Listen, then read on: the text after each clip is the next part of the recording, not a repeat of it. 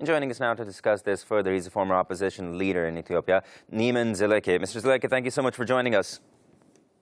Thank you for inviting me.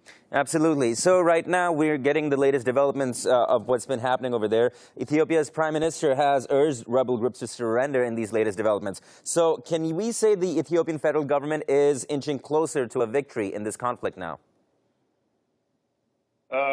That would be a very correct assessment, because the Ethiopian Defense Forces, supported by the entire people of Ethiopia, as well as the diaspora Ethiopians, are in offensive, have launched offensive against the TPLF invading forces in several areas of Amhara and Afar region, and there are a series of victories attained just in the past 1 week, since the Prime Minister Abiy Ahmed went to the front lines to rally the troops and provide leadership at the front.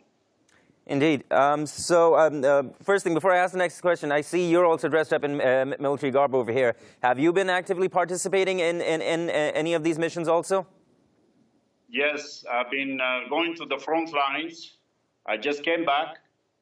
For the past several days, I was at the front lines on the Northern Shoa front, mobilizing and giving morale to the troops, the Ethiopian Defense Forces, as well as to paramilitary forces called Fano.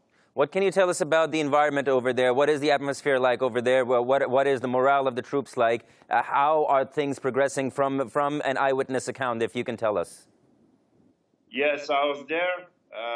We spoke with the military officers, the political leadership, as well as the troops, the soldiers of NDF and paramilitary forces like FANU and Special Forces of Amhara region.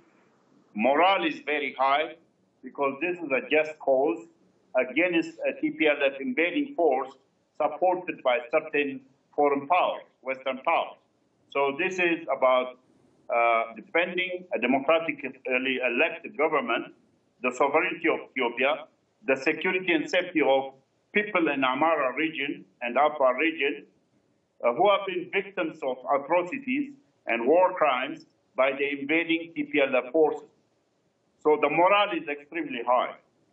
All right. So now one thing, the Ethiopian government says negotiations are still on the table and a peaceful solution to the conflict is the government's primary objective, despite the military solution right now. But since having seen Abiy Ahmed lead his forces from the front, can we say the government is determined to end this conflict through military means rather than discussions? Well, one thing is for sure. The TPLF invading marauders are holding the people of some areas of the Amhara and Afar region hostage. They are looting and plundering, ransacking cities, gang raping women, committing atrocities on youth, massacring even animals. So the Ethiopian government, the Prime Minister, has responsibility to ensure that the TPLF invading forces are defeated, degraded, before considering seriously peaceful resolution to this conflict. The Ethiopia and Ethiopian government has been clear.